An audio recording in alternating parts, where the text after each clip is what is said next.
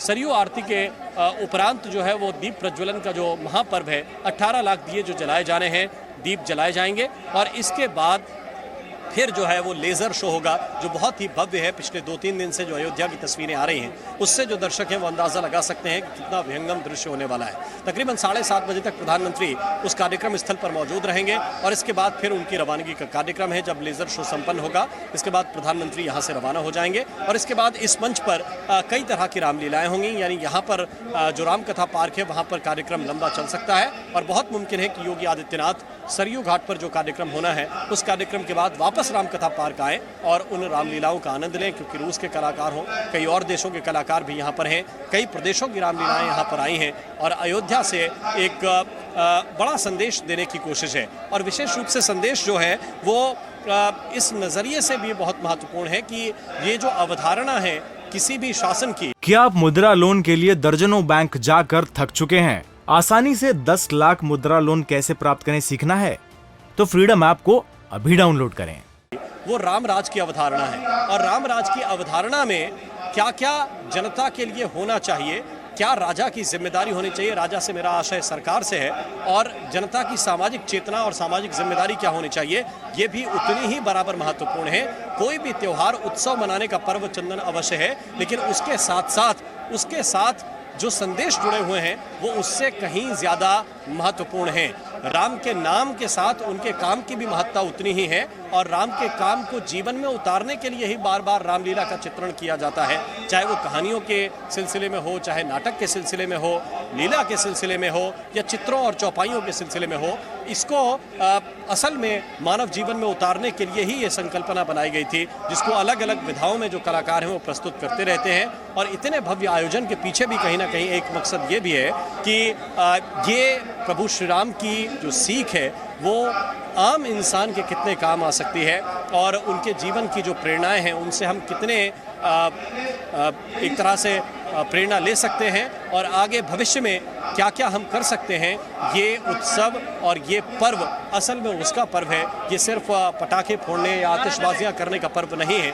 और उत्सव अपनी जगह है और भगवान श्री राम के जो संदेश हैं वो अपनी जगह हैं। ये एक एक तस्वीर के जरिए अयोध्या वासी इस वक्त देख भी रहे हैं और चारों तरफ जो संकेत बनाए गए हैं, चाहे चौराहों को सजाया गया हो, चाहे तोरण द्वार सजाए गए हों, वो उसी तरह से सजाए गए हैं जैसे महर्षि वाल्मीकि ने जिनका जिक्र किया रामायण में या गोस्वामी तुलसीदास ने जिनका जिक्र किया रामचरितमानस में। जो परंपराएं रही हैं उन्हीं परंपराओं के आधार पर जो है यहाँ पर सजावट की गई है, साज सज्जा की गई है और कुछ उसी तरह से नई तकनीक के सहारे कुछ और भव्य और विहंगम दृश्य देखने को आपको मिलेंगे। विशाल पांडे इस वक्त हमारे साथ जुड़े हुए हैं। विशाल, प्रधानमंत्री के विषय में अभी क्या सूचनाएं हैं और साथ साथ किस तरह की तस्वीरें आप वहाँ पर देख रहे हैं?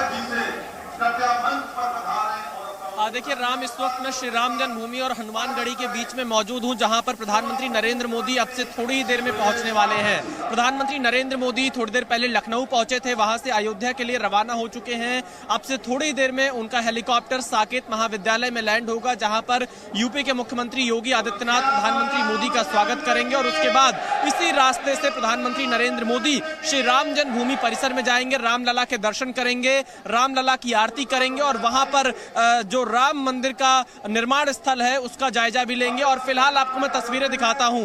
प्रधानमंत्री के लिए पूरा रूट यहां पर तैयार कर दिया गया है। फिलहाल सभी गाड़ियों की आवाजाही रोक दी गई है। पुलिस भारी संख्या में तैनात है। यह रास्ता सीधे राम की पैड़ी की तरफ जाता है, जहां पर आप इस वक्त मौजूद है राम, और जहां शाम को दीपोत्सव का कार्यक्रम भी होना है, क्योंकि प्रधानमंत्री नरेंद्र मोदी यहां से निकलेंगे, थोड़ी देर में यहां पर पहुंचने वाले हैं। सुरक्षा बहुत कड़ी कर दी गई है। प्रधानमंत्री नरेंद्र मोदी 5 अगस्त 2020 के बाद ये दूसरी बार है जब अयोध्या पहुंच रहे हैं और पहली बार ऐसा हो रहा है जब वो दीपोत्सव में शामिल हो रहे हैं, तो इसलिए तैयारियां काफी तेज की गई हैं। जगह जगह हम देख रहे हैं प्रवेश द्वार बनाए गए हैं। अलग अलग देशों की रामलीलाएं यहां पर शाम को होगी और प्रधानमंत्री नरेंद्र मोदी अपनी मौजूदगी में दीपोत्सव को देखेंगे। पहला दीपक जलाएंगे राम की पैड़ी पर और दीपोत्सव की शुरुआत करेंगे।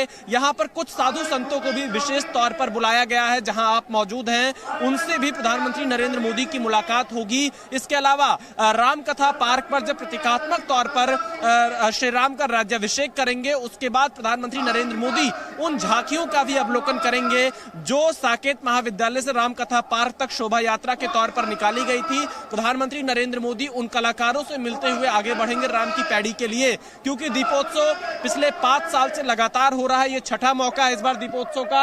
आम जनता भी देखिए, जो आम जनता का प्रवेश है उसे रोका नहीं गया है। एक इनको अलग से पैसेज दिया गया है जहां से इन्हें आने जाने दिया जा रहा है। बैरिकेडिंग के किनारे से आम जनता राम की पैड़ी तक जा सकती है और यहां पर उन्हें किसी तरह से रोका नहीं जा रहा। लेकिन जो बीच का रास्ता है, आप देखिए, जहां से प्रधानमंत्री को जाना है वो पूरा रास्ता खाली हो चुका है। अब से थोड़ी देर में प्रधानमंत्री नरेंद्र मोदी यहां पर पहुंच रहे हैं और श्री राम जन्मभूमि परिसर में सबसे पहले प्रधानमंत्री जाएंगे। इस वक्त हम राम जन्मभूमि परिसर के पास ही मौजूद है। आपको एक तस्वीर दिखाते रहेंगे राम मोहन।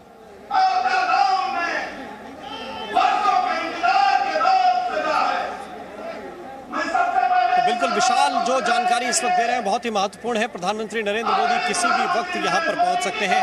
लखनऊ से काफी पहले वो रवाना हो चुके हैं, अयोध्या बस पहुंचने वाले हैं। साकेत डिग्री कॉलेज में उनका हेलीकॉप्टर लैंड करेगा और यहां से फिर प्रधानमंत्री श्री राम जन्मभूमि दर्शन करने के लिए पहुंचेंगे। यहाँ वक्त एक छोटे से ब्रेक का है, लेकिन ब्रेक के बाद क्या आप मुद्रा लोन के लिए दर्जनों बैंक जाकर थक चुके हैं? आसानी से 10 लाख मुद्रा लोन कैसे प्राप्त करें सीखना है? तो फ्रीडम ऐप को अभी डाउनलोड करें।